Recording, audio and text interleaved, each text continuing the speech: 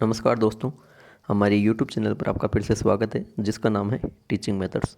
दोस्तों, आज हम देखेंगे संस्कृत व्याकरण और साथ में शिक्षण विधियों के 15 अति महत्वपूर्ण प्रश्न।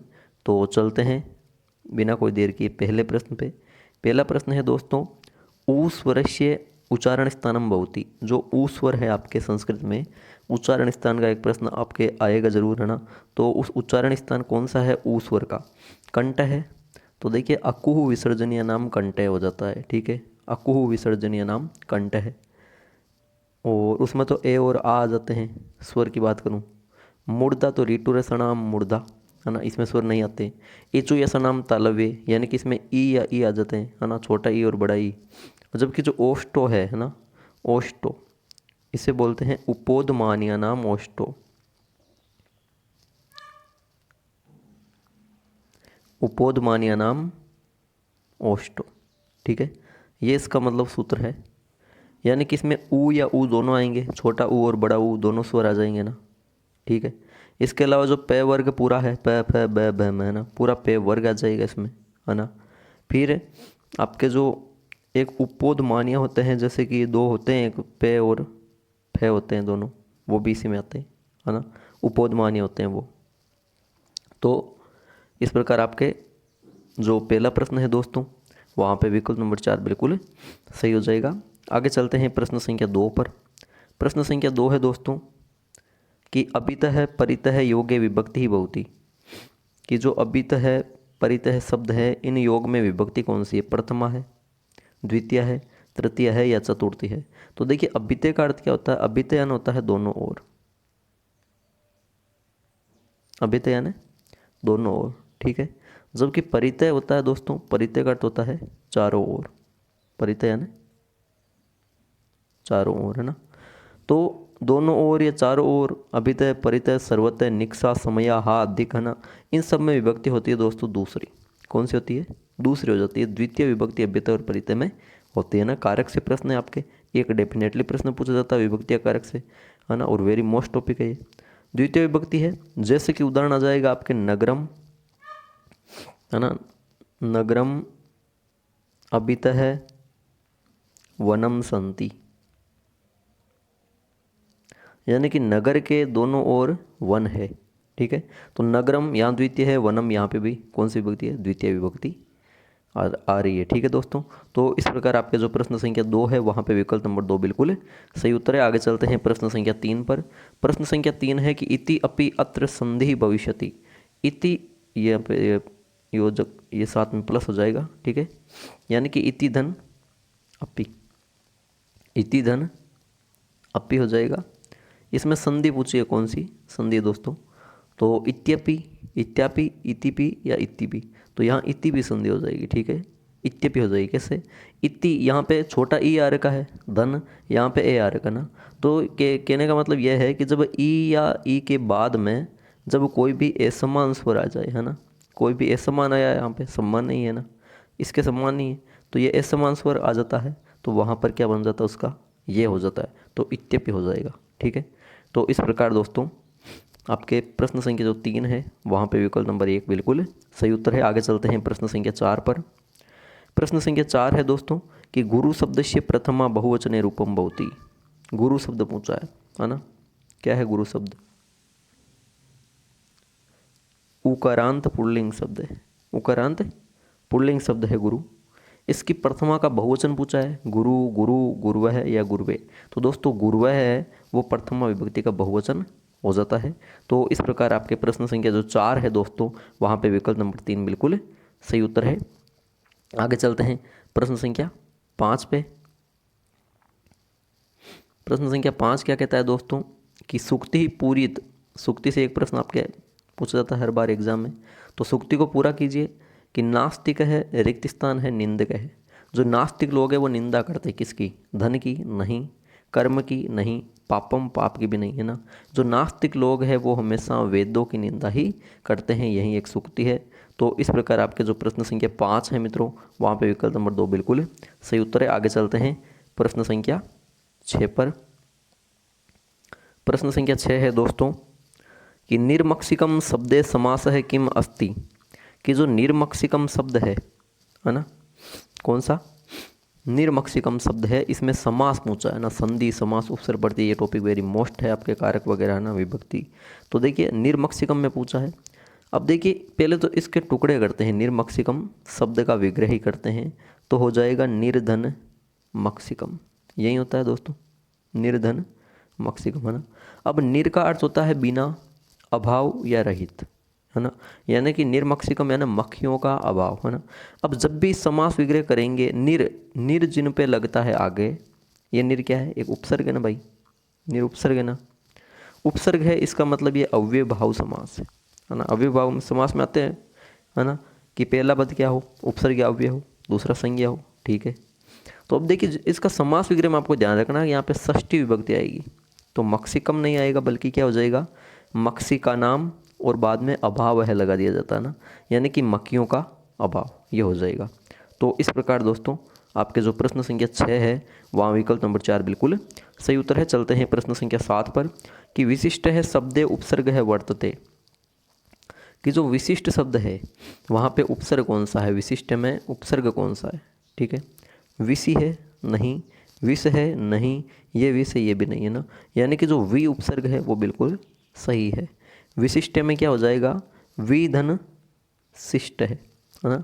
अब वि है, यहाँ पे देखिए संधि तो हो ही रही है और उपसर्ग की बात आई है ना, उपसर्ग की बात आई है ना, तो उपसर्ग कौन सा है दोस्तों?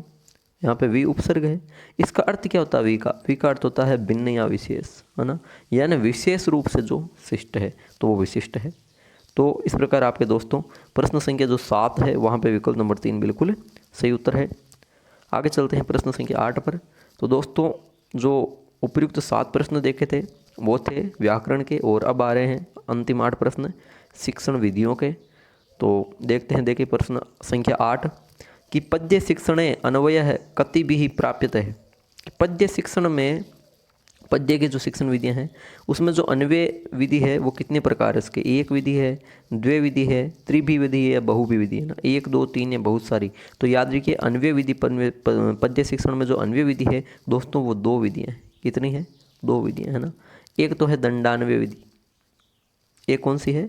दंडान्वय, और दूसरी है दोस्तों खंडान्वय विधि, है ना। यही है पद्य शिक्षण की 2 विधियाँ। अब दंडान्वय विधि में आपको यही याद रखना है कि इसमें दोनों में देखिए वाक्य प्रधान होते हैं, अव्यय संबंधी जो वाक्य होते हैं उन्हीं पे प्रश्न पूछा जाता है। दंडान्वय में भी वाक्य ही है, खंडान्वय में भी वही है। खंडान्वय को प्रश्नोत्तर भी बोला जाता है ना, सुकरात ने दिया था ये। दंडान्वय में साहित्य के प्रश्न पूछे जाते हैं, जबकि खंडान्वय में व्याकरण के प्रश्न पूछे जाते हैं। बस ये चीज़ मोस्ट है, यही आपको याद रखना है। तो इस प्रकार दोस्तों प्रश्न संख्या जो 8 है वहाँ पे विकल्प नंबर 2 बिल्कुल सही उत्तर है। चलते हैं प्रश्न संख्या 9 पर। प्रश्न संख्या 9 है कि लिखित अभिव्यक्ति ही कस्मीन न बहुती, कि लिखित अभिव्यक्ति है वो किसमें नहीं हो रही है ना। वाद विवाद है, जीवनी लेखनम, निबंध लेखनम, पत्र लेखनम। तो देखिए पत्र लिखा जाता है सही है, निबंध को लिखना और जीवनी को लिखना, इनमें तो लिखित अभिव्यक्ति हो रही है। जबकि जो वाद विवाद है वो वाद विवाद तो क्या है? मुख्य काम है ना भाई, है ना, वो लिखने का काम थोड़ी है। वाद विवाद होता है मौखिक या उच्चारण से, है ना, वाचन से होता है ये तो ये लिखित अभिव्यक्ति न होकर कौन सी अभिव्यक्ति है? मौखिक अभिव्यक्ति हो जाती है दोस्तों। तो इस प्रकार आपके जो प्रश्न संख्या 9 है वहाँ पे विकल्प नंबर 1 बिल्कुल सही उत्तर है। आगे चलते हैं प्रश्न संख्या 10 पर, कि छात्र है न क्रियते, छात्र नहीं करते हैं, है ना। छात्र कौन सा क्रिया नहीं करते हैं? मौन वाचनम, आदर्श वाचनम, अनुकरण वाचनम या सामूहिक वाचनम। तो देखिए समूह में वाचन बिल्कुल करते हैं। अनुकरण वाचन शिक्षक के बाद छात्र हुबहू जो कहते हो बोलते हैं वो अनुकरण वाचन हो जाता है। और मौन वाचन होता है मन ही मन में बिना होठ हिलाए आत्मसात करना, वो मौन वाचन होता है ना, ये तो छात्र करते हैं। जबकि जो आदर्श वाचन है ना दोस्तों, लय, गति, आरोह, अवरोह, विराम, यति, है ना, इनके साथ कौन करता है? बलाघात, स्वराघात, इनके साथ शिक्षक करता है। कौन करता है दोस्तों? शिक्षक करता है ये आदर्श वाचन को ना, ये छात्र नहीं करते हैं। तो इस प्रकार प्रश्न संख्या जो 10 है वहाँ पे विकल्प नंबर 2 बिल्कुल सही उत्तर है। आगे चलते हैं प्रश्न संख्या 11 पर। प्रश्न संख्या 11 है मित्रों, ह्यूरिस्टिक पद्धतियाः सूत्रकार है के, कि जो ह्यूरिस्टिक पद्धति है, ह्यूरिस्टिक, देखिए ह्यूरिस्टिक पद्धति है ग्रीक भाषा के शब्द है ह्यूरिस्को, है ना, ह्यूरिस्को है। ह्यूरिस्को का अर्थ होता है मैं खोजता हूँ। क्या अर्थ होता है? मैं खोजता हूँ। तो वहाँ से ये विधि है, इसको देखिए खोज विधि भी कहते हैं, है ना, स्वयं ज्ञान विधि भी कहते हैं, अन्वेषण विधि भी कहते हैं और अनुसंधान विधि भी कहते हैं। खोज विधि, अन्वेषण विधि, स्वयं ज्ञान विधि और अनुसंधान विधि। बालक क्या करता है, समस्या का समाधान खुद ही खोजता है ना, शिक्षक इसमें कोई सहायता नहीं करता। तो इसका सूत्रकार कौन है, इसके जनक कौन है? तो देखिए डाल्टन महोदय, डीवी महोदय, ये भी नहीं, कॉपी नहीं होगा, और ये नाम है, सॉरी गलत दे रखा है ना। यहाँ पे आ जाएगा आपके जो ह्यूरिस्टिक पद्धति है, आर्म स्ट्रॉन्ग महोदय, ठीक है, आर्म स्ट्रॉन्ग महोदय आ जाएंगे दोस्तों, और यही विकल्प आपके सही हो जाएगा। ये थोड़ी लिखने में हो गई। तो देखिए जो आर्म स्ट्रॉन्ग महोदय हैं, नील हेनरी, जो नील आर्म स्ट्रॉन्ग है ना, उन्होंने ही ये ह्यूरिस्टिक पद्धति का सूत्रकार या जनक माना जाता है, उन्होंने ही इसका प्रतिपादन किया था। तो इस प्रकार दोस्तों जो आपके प्रश्न संख्या 11 है, वहाँ पे आपके जो यहाँ आर्म स्ट्रॉन्ग आके विकल्प नंबर 3 बिल्कुल सही हो जाएगा। आगे चलते हैं प्रश्न संख्या 12 पर। वेरी इंपॉर्टेंट क्वेश्चन है दोस्तों, सलाका परीक्षा बहुती। देखिए जो सलाका परीक्षा होती है, ये क्या होती है ना, पहले भी इसका प्रश्न आया होगा।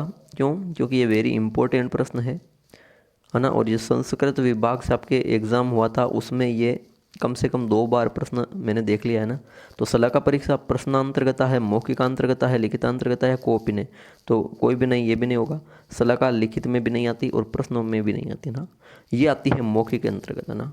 इसमें क्या होता है, सलाका मतलब होती है सोने की छड़ी, सोने की पतली छड़ी। अब देखिए सोने की तो ज़रूर नहीं है कि भाई सोने की, बाकी इसका अर्थ होता है सलाका का, तो मतलब छोटी सी लकड़ी भी हो सकती है, छोटी सी लकड़ी भी हो सकती है दोस्तों। अब क्या करता है शिक्षक, उसको किताब में जब भी बंद करता है उस छड़ी को डाल देता है। अब वापस जब भी इसको खोलता है, पेज खोलता है, तो जहाँ से भी वो छड़ी निकलेगी वहाँ से उसने, शिक्षक ने छात्र से प्रश्न पूछना शुरू कर दिया है ना, और छात्र प्रश्न का उत्तर बताएगा। तो ये मौखिक अंतर्गत परीक्षा हो जाती है सलाका परीक्षा। तो इस प्रकार आपके जो प्रश्न संख्या 12 है, वहाँ पे विकल्प नंबर 2 बिल्कुल सही होगा। आगे चलते हैं प्रश्न संख्या 13 पर। प्रश्न संख्या 13 है कि संस्कृत शिक्षणस्य उद्देश्यम अस्ति। संस्कृत जो शिक्षण है इसका उद्देश्य क्या है? हम संस्कृत शिक्षण क्यों पढ़ते हैं? कि संस्कृत के साहित्य का ज्ञान कराना? नहीं, देखिए हम अभी संस्कृत शिक्षण उद्देश्य पढ़ रहे हैं, तो हम साहित्य ज्ञान थोड़ी ना कर रहे हैं।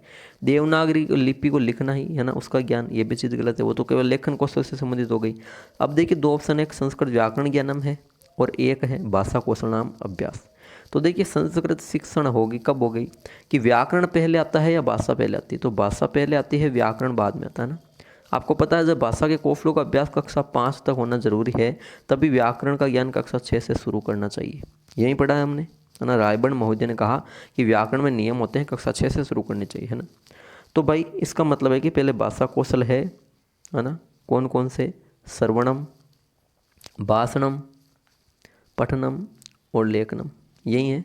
तो इनका पहले जो विकास होता है दोस्तों, है ना, वो कक्षा 5 तक हो जाना चाहिए।